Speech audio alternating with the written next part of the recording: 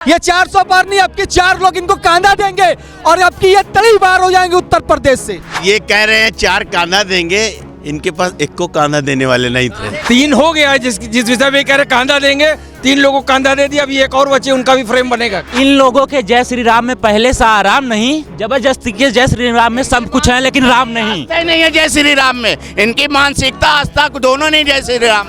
हम कांग्रेसी बन गए, हम सपाई बन गए, हम वाजपेयी बन गए, लेकिन आज तक हम भारतीय नहीं बन पाए और हम विकास की बात कर रहे हैं। विकास हमें तब नजर आएगा सरकार का जब हम भारतीय बनेंगे। नमस्कार, स्वागत है आपका भारत एक्सप्रेस में। आपके साथ मैं हूं अभिषेक पांडे। हम आह भी करते हैं तो हो जाते हैं बदनाम, वो कत्ल भी करते हैं तो चर्चा नहीं होती।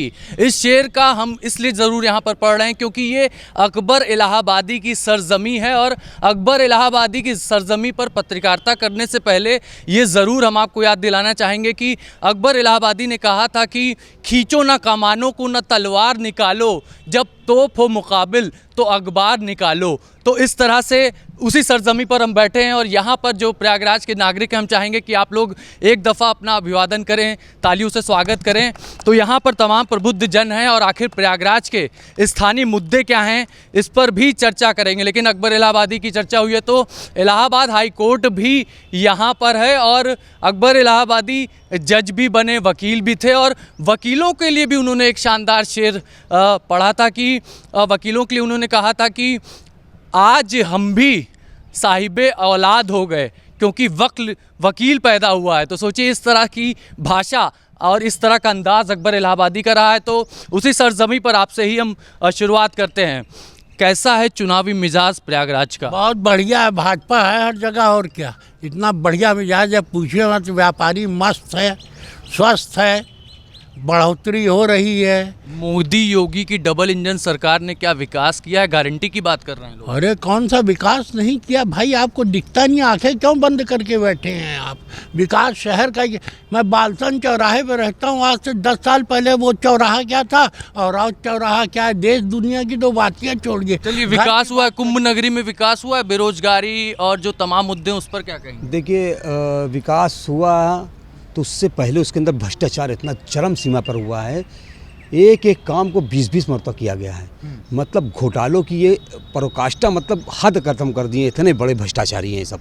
विकास के नाम पर हर जगह लूट हुई है। पर वो तो 400 पार की बात कर रहे हैं। 400 पार पहले तो ये समझ लीजिए आपने अकबर इलाहाबादी से शुरू किया है, तो हम एक बात कहेंगे, क्या बनाने आए थे, क्या बना बैठे? कहीं मंदिर बना बैठे, कहीं मस्जिद बना बैठे। हमसे तो अच्छी है जात परिंदों की, जो कभी मंदिर पर जा बैठे, जो कभी मस्जिद पर जा बैठे। ये है मिजाज, क्या कहेंगे आप? अब ये तो बोल रहे विकास किए हैं, अब इनके नज़र में, बीजेपी वाले के नज़र में तो विकास रहेगा ही ना। ये तो जनता से पूछिए विकास हुआ है कि आप महिला हैं, यहाँ की सांसद भी महिला हैं, चाहे फूलपुर की बात की जाए, सांसद महिला हैं, केसरी देवी पटेल, रीता बहुगुणा जोशी। महिलाओं के लिए कुछ किया है? क्या महिलाओं के लिए? महिलाओं के लिए तो महिलाओं का अगर किसी के साथ अत्याचार होता है, कभी महिला के बीच में जाके खड़ी नहीं हुई है। और ये बोलते हैं हम हिंदू धर्म के ठेकेदार बनते हैं। हिंदू की लड़की जब जला दिया गया था, 12 बजे रात उनको मिट्टी जला दिया, उनके माँ बाप के हाथ नहीं दिया गया। ये हिंदू धर्म के ठेकेदार बनते हैं? कैसे हिंदू महिलाएं सुरक्षित हैं बीजेपी राज में? क्या कहें? आपने अकबर इलाहाबादी की बात कही तो मैं कहना चाहूँगी कि ना हमें हिंदू लिखना है ना मुसलमान लिखना है। लिखना है शफ़े नफरत, वो शौक से लिखे। हमें तो हर किसी के दिल में हिंदुस्तान लिखना है। तो मोदी योगी की सरकार तो प्रदेश देश में, आप कह रहे हैं बाहर का मुद्दा है क्या ये? कौन? अरे आप कहने वाली बात है। इनसे जरा पूछे किस लिए यहाँ लोग बैठे हुए हैं। भैया जो अभी शायरी पढ़ रहे थे, उनसे पूछे कौन सी पार्टी का प्रतिनिधित्व करते हैं। ये कांग्रेस का प्रतिनिधित्व करते हैं। भैया पूछे कांग्रेस प्रतिनिधित्व करते हैं आप, है ना? उसके बाद में वो जो लड़ रहे हैं चुनाव, कांग्रेस लड़ी नहीं रही है पूर्ण बहुमत के लिए। कौन होगा बीजेपी का उम्मीदवार? कौन हो सकता है? अरे सर, कमल लड़ रहा है, कमल ही जीत रहा है। कमल लड़ रहा है, कमल ही जीत रहा है, ये कहना है। आप बताइए, आप अपना परिचय दें और बताएं क्या मुद्दे हैं। मैं भैया सिविल लाइंस व्यापार मंडल का महामंत्री हूं और मैं विशुद्ध रूप से व्यापारी हूं।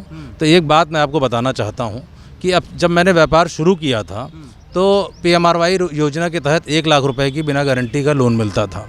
पिछले 10 साल में MSME और स्टार्टअप इंडिया के माध्यम से 5 करोड़ और 10 करोड़ का लोन मिल रहा है। लोन मिल रहा है व्यापारियों को, हैं? तो यानी स्टार्टअप इंडिया, स्किल इंडिया, इसके ज़रिए क्या व्यापारियों को लाभ हुआ है? लेकिन जीएसटी भी लागू हुआ है इस दौरान। जी, जीएसटी लागू हुई है, और जीएसटी जब लागू हुई थी तो मोदी जी ने ये कहा था कि जो 2016-17 जब प्रारंभिक वर्ष हैं उनमें अगर थोड़ी बहुत गलतियां होंगी जीएसटी में तो उस पर जो है न तो पेनल्टी लगेगी ना ब्याज लगेगा, परंतु छोटी छोटी गलतियों पर भी बहुत पूरे इलाहाबाद के व्यापारियों को बहुत हज़ारों नोटिस भेजी गई हैं। किसी में 500। हम लोग इस जीएसटी के जो इस समय रवैया है उससे तो व्यापारी खुश नहीं है, परंतु व्यापारियों को सुरक्षा मिली है, कानून व्यवस्था बहुत अच्छी है, इस बात से खुश है। जीएसटी के इम्प्लीमेंटेशन से समस्या है लेकिन सुरक्षा मिली है व्यापारियों को। आप बताइए, आपके हिसाब से यहाँ की जो सांसद हैं क्या किया इस बार? क्या बीजेपी अपना कौन सा उम्मीदवार ला सकती है? क्योंकि वहाँ से उज्ज्वल रमण सिंह हैं और 2 बार विधायक रह चुके हैं और उनका जनता में होल्ड भी है, खासतौर से मेजा गर्चना की बात की जाए तो। एक बार हार भी चुके हैं, वो काहे भूल गए आप? 2 बार जीते हैं और 1 बार मंत्री हैं। और उसके बाद एक वह व्यक्ति हार जाता है जो हर एक घर में जमा हुआ था। समझिए क्यों हारा था? ये भाजपा की एक निष्पक्ष सरकार बनी है, उसके आगे कोई नहीं आएगा। उसका अगर प्रत्याशी होगा तो कमल का फूल होगा और जीतेगा तो कमल। तीसरी बार यानी मुरली मनोहर जोशी ने जो कारनामा किया था उसके बाद 96, 98, 99, अब तीसरी बार भी कमल खिलेगा? कमल ही खिलेगा। विपक्ष ईमानदारी से बात करिए तो विपक्ष कह रहा है कि टक्कर होगी पर खिलेगा तो कमल ही। तो सब जाओ भूल, याद रखो कमल का फूल, इतने बता के हम सब जाओ भूल, याद रखो कमल का फूल। देखिए, इन लोगों ने विकास के नाम पे बिल्कुल ज़ीरो कर दिया है। इलाहाबाद भी ले लीजिए, चाहे उत्तर प्रदेश लीजिए, और सांप्रदायिकता ताकतें और फिरका परस्त ताकतें बिल्कुल इस समय हावी हैं पूरे उत्तर प्रदेश में। शिक्षा, कोई भी शिक्षा की बात कर रहा है। अब व्यापारी लोग बोलते हैं कि भाई जीएसटी से हमें दिक्कत नहीं है, मगर सारे भाई जो इनके जो शरण देने वाले हैं वो खुद बीजेपी के माफिया हैं, बीजेपी के ठेकेदार हैं, खुद शरण दिए हुए, तो काहे को दिक्कत होगी? पूरा प्रोटेक्शन मनी तो उधर जा रहा है ना। ये वो सीट है जहां से 8 बार कांग्रेस, 5 बार भारतीय जनता पार्टी, 2 बार जनता दल, 2 बार समाजवादी पार्टी के सांसद रहे हैं। बीजेपी के सांसद ने कुछ किया क्या प्रयागराज? बहुत कुछ किया। भारतीय जनता पार्टी ने बहुत कुछ किया, यहाँ विकास किया। विकास की ऐसी धारा बह रही, देख लीजिए चारों तरफ रोडें एकदम चौड़ीकरण है। उस विकास की मतलब एक ऐसा विकास कभी नहीं हुआ 70 सालों में, जो 10 सालों में। हम आप क्या कहेंगे? मैं युवा हूँ तो ये बताना चाहता हूँ कि आपने अकबर इलाहाबादी के शेर से अपनी बातें शुरू की, तो उन्हीं की सरजमी है इलाहाबाद के और हम उसी माटी के लाल हैं। तो हम कहना पहले चाहेंगे कि मजहब पे बहस तो हमने किया ही नहीं, मुझ में फालतू का अक्ल है ही नहीं, ये अकबर इलाहाबादी ने कहा था। तो मैं सबसे पहले ये बताना चाहता हूँ, यहाँ तमाम भारतीय जनता पार्टी के सम्मानित लोग बैठे हैं, तो इनसे मैं पूछना चाहता हूँ, विकास की बातें कर रहे हैं, शिक्षा की बातें कर रहे हैं, मैं इनसे ये जानना चाहता हूँ कि विकास का मापदंड होता क्या है, विकास का मानक क्या है? इंफ्रास्ट्रक्चर। आज जब हिंदुस्तान कोरोना जैसी महामारी में लाशों की ढेर लग रही थी पूरे हिंदुस्तान में, उस पर कोई नियंत्रण नहीं था। देश के हुक्मरान बाहरी प्रदेशों में जाकर अपनी पार्टी का प्रचार प्रसार कर रहे थे, और ना होती तो ये हिंदुस्तान इस धरती पे रहते भी नहीं, क्योंकि भारतीय रिश्वतखोरी में पैसा खाएं, BMW से पैसा खाएं। यहाँ इंसानियत थी ना, यहाँ पे ह्यूमैनिटी थी। आज इंसानियत को मारने वाले ये भारतीय जनता पार्टी के गुंडे हैं, भारतीय जनता पार्टी के नेता हैं, जिन्होंने माफिया राज खत्म हुआ। गुंडा की बात करें, माफिया राज खत्म हुआ है, एकदम जड़ से खत्म हुआ है, जड़ से। उसका साक्षात प्रमाण ये व्यापारी बैठे मिट्टी में मिला दिया, और ये कह के मिलाया। अगर किसी के माता ने दूध पिलाया हो तो करके गुंडे दिखाए। देखिए उसके, मैं आपसे आग्रह करना चाहता हूं कि जिसकी भी बात सुनी जाए पहले मुकम्मल सुन ली जाए, ठीक है? क्योंकि पत्रकार हैं, युवाओं के मुद्दे मैं वही आपको गिनाने वाला था कि जब 2019 में कोरोना जैसी महामारी से इस देश में संकट बने थे, तो इस देश के प्रधानमंत्री ने नई शिक्षा नीति कानून ले आके इस देश के शिक्षा को और नौजवानों के भविष्य को बर्बाद कर दिया। कौन सी पार्टी काम कर रही थी? अब भारतीय जनता पार्टी ने लोगों को अनाज दिया, सुरक्षा दिया, स्वास्थ्य दिया। कोरोना काल की बात कर रहे हैं, युवाओं को नौकरी मिली नहीं मिली, हाँ क्या कहेंगे आप बताएं। एक संयोजित नरसिंहार जिसको दंगे का रूप दिया 1984 में कांग्रेस की सरकार ने, 2014 में भाजपा की सरकार आने के बाद 2015 में भाजपा ने एसआईटी का, माननीय मोदी जी ने एसआईटी का गठन किया और 30 साल बाद उस नरसिंहार का फैसला हुआ और सज्जन कुमार जैसा आदमी पहली बार जेल जा सका। ये अगर मुमकिन हुआ तो ये केवल और केवल माननीय मोदी जी के आने के बाद मुमकिन हुआ। उससे पहले 30 साल सिर्फ और सिर्फ ये नरसिंहार का मजा लेते रहे। कांग्रेस के टाइम में, समाजवादी पार्टी के टाइम में उत्तर प्रदेश, भारत में क्या दंगे होते थे और योगी सरकार आने के बाद दंगों पर रोक लगी? मैं सुनिए आपको घोषणा पत्र बताता हूँ। 48 पन्नों में कांग्रेस घोषणा पत्र ने जो कुछ छुपाए रखे मुद्दे उनको सुन लीजिए आप। कांग्रेस पार्टी जमात इस्लामी, लश्कर ए तोयबा। नहीं, ये व्हाट्सएप ज्ञान यहाँ नहीं, व्हाट्सएप ज्ञान नहीं। अच्छा सुनिए, यहाँ बैठे तमाम राम भक्तों को मैं कहना चाहता हूँ कि राम नाम तो कह लोगे पर राम सा दुख भी सहना होगा। पहली बात ये है कि मर्यादा में रहना होगा। मर्यादा में रहना होगा, मर्यादा में रहना होगा। बताइए, मर्यादा में रहने, मर्यादा की बात हो रही है, राम ने मर्यादा। अरे भाई, मर्यादा की बात तो हम ही करते हैं। माताओं का सम्मान, बहनों का सम्मान, गुरुजनों का सम्मान, अड़ोस पड़ोस का सम्मान, सबका सम्मान कौन करता है? भाजपा करती है। ना हिंदू ना मुसलमान, सबका साथ, सबका विकास, सबका सम्मान, सबकी बात बीजेपी कर रही है। की बात करते हैं तो गायत्री प्रजापति क्या हनुमान जी की पूजा करे थे क्या जो जेल गए थे? बता दें वो कौन सा मर्यादा था? वो भूल गए वो दिन। ये बोल गई माताएं बहनें कि उतनी समय जितनी महिलाओं के साथ अत्याचार हुआ था, बता दें आज के भारत के इतिहास में उत्तर प्रदेश की सरकार में कितने ऐसे आतंकी हमले हुए या ऐसा उपद्रव हुआ हो। दंगे नहीं हुए इस बार। हाँ, महिलाओं की बात हो। जो इनके साथ है उनको भी तो आप जाके बुलडोजर चलवाइए। इनके आने से राम का नाम कम हो गया। नहीं, राम का नाम तो बरसों जब मोदी जी पैदा नहीं होंगे तब से राम के नाम लिया जाता था। ये आके राम का नाम बताएंगे। बीजेपी जो ज्वाइन करता है वो साफ हो जाता है। वॉशिंग मशीन की बात हो रही है, बीजेपी वॉशिंग मशीन। देखिए, भारतीय जनता पार्टी के अंदर एक वॉशिंग मशीन है जो इतना बेहतरीन सर्फ बनाती है, जिसमें सारे देश के सारे भ्रष्टाचारी उसके अंदर जाते हैं, धोते हैं, उसके बाद वो साफ होके भारतीय जनता पार्टी फिर उनको चुनाव लड़ाती है। किसी को राज्यसभा भेजती है, किसी को उप मुख्यमंत्री बनाती है और किसी को अनुशासन की बात कर रहे हैं, मर्यादा की बात कर रहे हैं। तो भगवान श्री राम मंदिर का जब हो रहा था तो ये बताइए कौन वहां पे कोई महामंडलेश्वर गया था? किसी को नहीं बुलाया और मोदी जी ने अकेले किया। ये अनुशासन इनका। सारे लोग ज्यादा अनुशासन की बात हो रही है, लेकिन वॉशिंग मशीन की बात हो रही है। Bharatiya Janata party washing machine. Gaurav Vallabh इनके यहाँ प्रवक्ता थे और खूब चिढ़ाते थे भाजपा को, गरियाते थे भाजपा को, चिढ़ाते पटेल, अजीत पवार। आज कहाँ चले गए? आज कहाँ वो? आप बताइए ना। ज्योतिरादित्य सिंधिया आए कांग्रेस छोड़ के भाजपा में, क्या हुआ? कौन से वो अपराधी थे या बलात्कारी थे? आप क्या कहेंगे? आप क्या कहेंगे? कुछ कहेंगे आप क्या कहना चाहेंगे? बताइए। यहाँ पर बात हो रही है कि बीजेपी में कोई नेता आता है तो वो साफ हो जाता है। बताएं। सब लोग इधर उधर की बातें कर रहे हैं। सरकारें तमाम आई और गई। प्रयागराज में 10 साल में क्या बदला यह सब लोग देख रहे हैं। बहुत कुछ बदला और बहुत कुछ नहीं बदला। प्रयागराज में जिस चीज़ की ज़रूरत है, सरकारें सपा बसपा की भी आई और चली गई, भाजपा की सरकार अभी चल रही है। 10 साल में तमाम सड़क के, पुल के, रेल के, बस के सबके काम हुए, लेकिन अस्थाई रोजगार की कोई व्यवस्था सरकार ने विकास किया लेकिन रोजगार नहीं दिया। सरकार ने युवाओं को रोजगार नहीं दिया। उत्तर प्रदेश में जब से भारतीय जनता पार्टी आई है तब से युवाओं में बेरोजगारी की संख्या 5 करोड़ से अधिक हो गई है।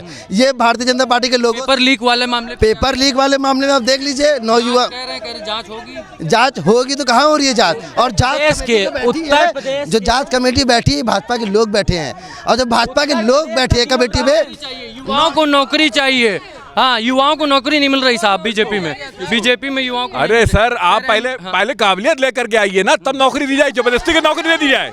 स्किल इंडिया, एंटरप्रेन्योर बनाएंगे, रोज काबिल नहीं। मैं कह रहा हूँ सत्ता पक्ष की हिमायत करने आया तो हम लोग को सवाल ना करें, विपक्ष को यहाँ खत्म कर दें, क्योंकि हिंदुस्तान और उत्तर प्रदेश की सरकार भी यही चाहते हैं कि इस देश में और उस प्रदेश में विपक्ष की भूमिका खत्म कर दी जाए। आप पत्रकार हैं, समाचारों का विश्लेषण करना। विपक्ष को खत्म करना चाहते हैं, विपक्ष को खत्म करना चाहते हैं। ईडी, सीबीआई, आईटी दम नहीं, लड़का नहीं हो रहा तो हमारी क्या मजबूरी? अरविंद केजरीवाल जेल, सबको जिसके पत्नी को लड़का नहीं हो रहा उसमें विपक्ष क्या करे? ये आप बताएं क्या बताएं? सब सीबीआई, आईटी सबका इस्तेमाल हो रहा है, हमारे पर क्यों नहीं हो रहा है? आप ही सोचिए, आदमी अगर गलत होगा तो उसके साथ कार्रवाई होगी। ये आज का चक्र नहीं है, ये बना हुआ कानून है। अगर आदमी गलत होगा तो उसके साथ कार्रवाई होगी। हमको जीएसटी की नोटिस नहीं आई कि मेरा कागज कंप्लीट, यानी ईडी कर रही है, उस पर सरकार का दबाव नहीं है। आप क्या कहेंगे? आप व्यापारी हैं, आप क्या, या आपके जानने वालों में कहीं ईडी, सीबीआई या आईटी वालों ने बेवजह छापेमारी? देखिए, हम लोग बहुत छोटे व्यापारी हैं, हम लोगों का स्तर ईडी और सीबीआई और उसका हाई नहीं है।